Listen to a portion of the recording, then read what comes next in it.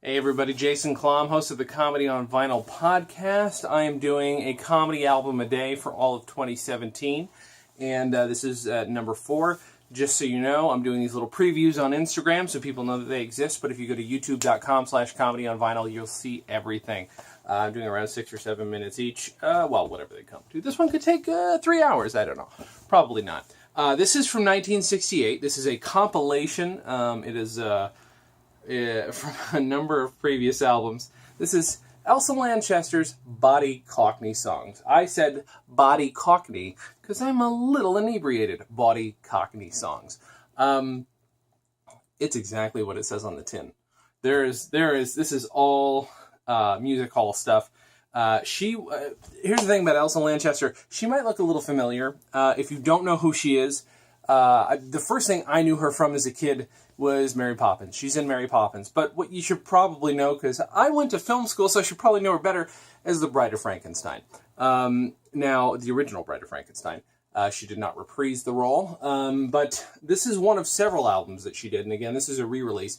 Her first songs that she ever did, and again, they're kind of music hall style, are from the 20s. I don't know exactly how old all these were, and when I say I don't know, I researched trying to find some of them, and every time you look up some of these particular songs, you're just going to find Elsa Lanchester's name attached to it.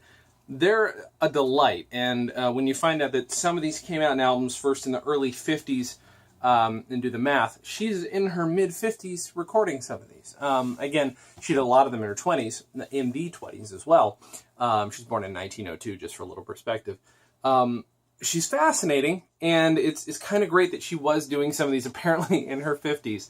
And it's one thing if you're doing sort of a revival, where these are the things I sang when I was a young person in music hall, which is, the English version of vaudeville.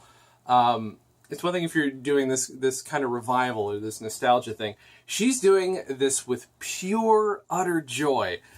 This sort of spastic energy that you look at this cover. That is what it sounds like. There are not a lot of comedy albums that look what they sound like. I'm going to give you a few titles just so you know what's going on. If you can't tell, I don't care. I'd be doing this sober. I'd be laughing this much. Title 1, Fiji Fanny. Fanny, if you're an American like myself, you might not be familiar. Fanny means vagina in England. There's At the Drive-In, which is not obvious, but let's see.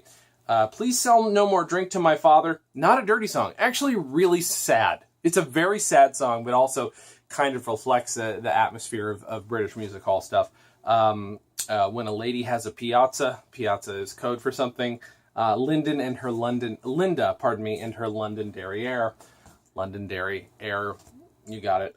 If You Peek in My Gazebo. Never Go Walking Without Your Hat Pin is a song about protecting yourself from assault, or at the very least, attempts at heavy petting. The Husband's Clock. And then Lola's Saucepan, which you might not guess is a metaphor for losing one's virginity and having to explain yourself afterwards. This is just a lot of fun. It's not often that I listen to something that is not within my range of experience and say, hey, give it a shot. But I actually find it kind of delightful. I would love to meet somebody and have them on the podcast who grew up with this. That would be fantastic. But it's great. And she's while she lived in America most of her life, actually, she's incredibly English. This is very English. You'll remember her from anything you've seen her in. Her accent is. She just seems just the epitome of the English performer. And like I said, she had a lot of her history was in music hall, burlesque, etc., etc. If you read about her life, it's fascinating. One of the most fascinating things I read was that as a young film star, and if I'm not mistaken, it was a little bit before she became the Bride of Frankenstein, she was in 3 short films that were written, not just written by, but written specifically for her. Again, from what I've read, I would need to read a full autobiography of her, which exists, by H.G. Wells. That kind of blew my mind. So she was like this muse and inspiration for all these people. And also, again, the delight with which she sings these songs is I want to say is the only reason you'll forgive the ridiculous puns. It's a reason you enjoy the ridiculous puns, and not even just, sorry, I said puns, again, a little drunk. The the non-subtle metaphors. So there's plenty of that to go around. You know, it's a full-length album. It might get a little tiresome if you're like, well, I got the point. You will get the point pretty soon into it, but it's fun. And like I said, there are a few particular ones on here that might ring a little more, I guess, just obvious, and therefore, you know, you want to get the point sooner. Fine, get in, get out. That's well, there we go. It's fun. It's a ton of fun. And there's another one of these. So there's probably a point here within my Comedy Album a Day series that we're going to cover her second one, which I also own. But again, both collections. She did albums before this in the 50s, and again released some 78s back in the 20s and 30s that were, you know, they were very same kind of thing. It's delightful. It's a lot of fun. She's very fascinating and makes you want to research her more, you know, knowing only so little about her until today. But yeah, it's worth listening to. Elsa Lanchester's Bawdy Cockney Songs is a ton of fun. I would recommend looking it up. You know, for a lot of these, you can frankly just go to YouTube because, you know, she's not going to get the money. I can't probably recommend that you do that, but I'm just saying that you can get them on YouTube. Same as you can get this on YouTube, which you already are because nobody on Instagram is seeing this. So anyway, thank you guys very much for watching.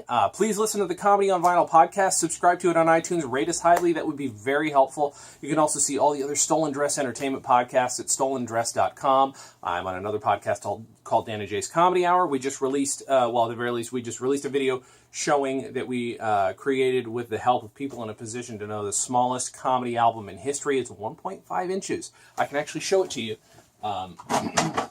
Called it Vinyl Dwarf. It's this. That's how small it is. This is my little display case. There's a little hole here for a very tiny bottle of scotch that I want to put in there. I had one, but I tried to put it in and I broke it. Yeah, that is the smallest comedy album in history. And that's the kind of weird shit that you can listen to on the Dan and Jay's Comedy Hour podcast. But again, this is Comedy on Vinyl. So I hope you give that a shot, give it a listen. We've had a lot of wonderful people on the podcast in the past, including Rachel Bloom of Crazy Ex-Girlfriend. Before she was on Crazy Ex-Girlfriend, pretty sure we're responsible for all her success.